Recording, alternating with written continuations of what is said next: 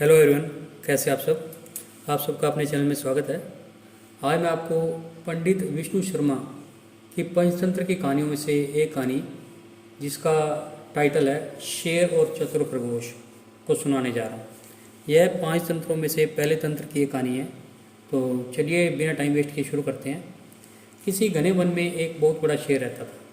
वह रोज़ शिकार पर निकलता और एक ही नहीं, दो ही नहीं, कई कई जानवरों को मारकर उनका काम तमाम कर देता।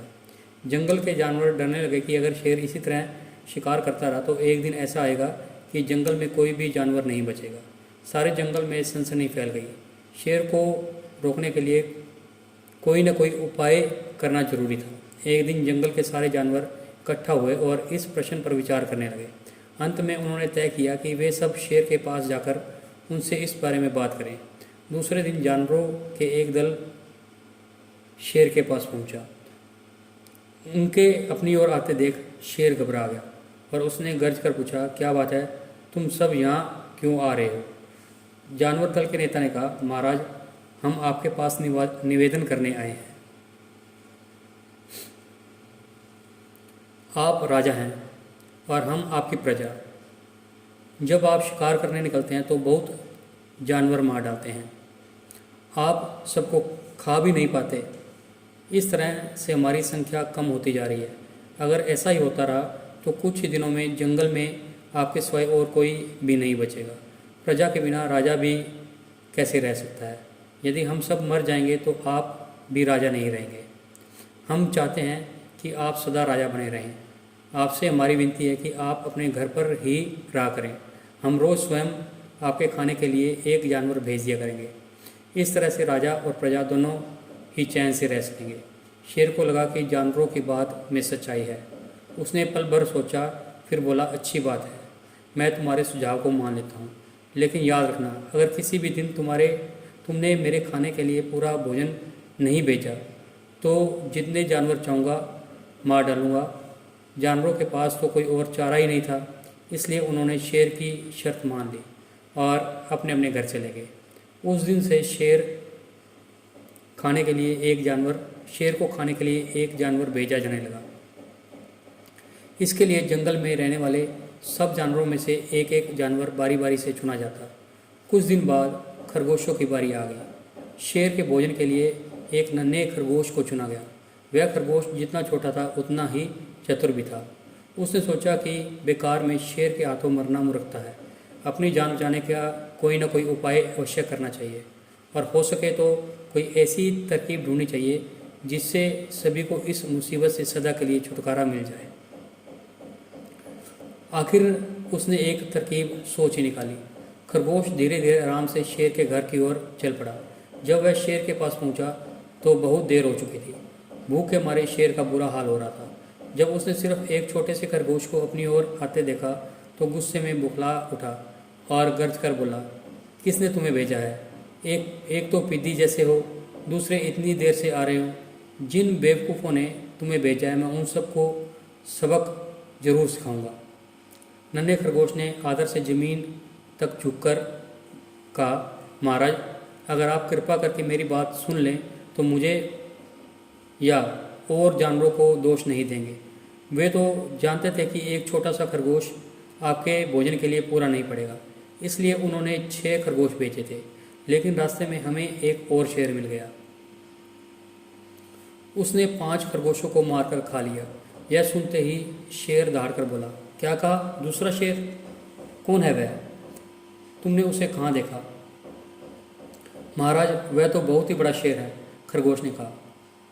वह जमीन के अंदर बनी एक बड़ी गुफा से निकला था। वह तो मुझे ही मारने जा रहा था, पर मैंने उससे कहा, सरकार, आपको पता नहीं कि आपने क्या अंधेर कर दिया है। हम सब अपने महाराज के भोजन के लिए जा रहे थे, लेकिन आपने उनका सारा खाना खा लिया। हमारे महाराज ऐसी बातें सहन नहीं करेंगे। वे जरूर ही यहाँ आकर आपको मार डालेंगे। इस पर उसने पूछा, कौन है तुम्हारा राजा? मैंने जवाब दिया, हमारा राजा जंगल का सबसे बड़ा शेर है। महाराज, मेरा ऐसा कहते ही वह गुस्से से लाल पीला होकर बोला, बेवकूफ़, इस जंगल का राजा मैं हूँ। यहाँ सब जानवर मेरी प्रजा हैं। मैं उनके साथ जैसा चाहूँ वैसा कर सकता हूँ। जिस मूर्ख को तुम अपना राजा कहते हो, उस चोर को मेरे सामने हाजिर करो, मैं उसे बताऊंगा कि असली राजा कौन है।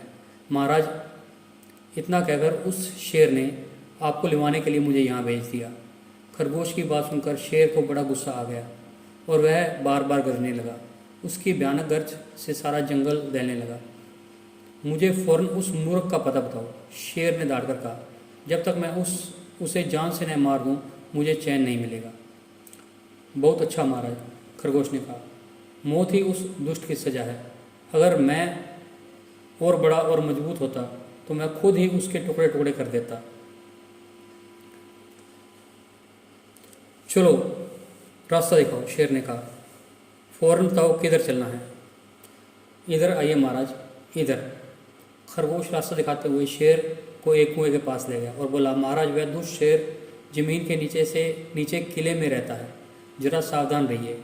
किले में छुपा दुश्मन खतरनाक होता है, मैं उससे निपट लूँगा। शेर ने कहा, तुम यह बताओ कि वह है कहाँ।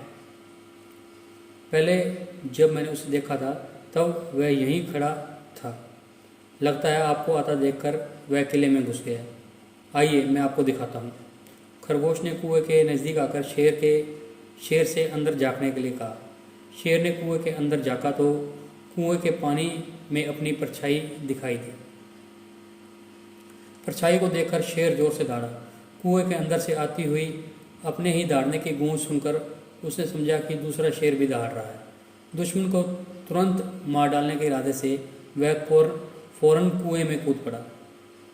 कूदते ही पहले तो वह कुएं की दीवार से टकराया, फिर धड़ाम से पानी में गिरा और डूबकर मर गया। इस तरह चतुराई से शेर से छुट्टी पाकर नन्हा खरगोश घर लौट आया। उसने जंगल के जानवरों को शेर के मारे जाने की कहानी सुनाई। दुश्मन के मारे जाने की खबर सारे जंगल में फैल गई और जंगल में खुशी की एक लहर भी फैल गई। जंगल के सभी जानवर खरगोश की जय जयकार करने लगे। इस कहानी से हमें सीख मिलती है कि घोर संकट की परिस्थिति में भी हमें सूझबूझ और चतुराई से काम लेना चाहिए और आखिरी दम तक प्रयास करते रहना चाहिए। तो आपको ये कहानी कैसी लगी? अगर कहानी पसंद आई तो वीडियो को लाइक कीजिए, शेयर कीजिए और चैनल को सब्सक्राइब कीजिए और बेल वाला बटन ज़रूर दबाएं ताकि हम ऐसी और कहानी डालें तो उसकी नोटिफिकेशन आपको मिल जाए। Thank you.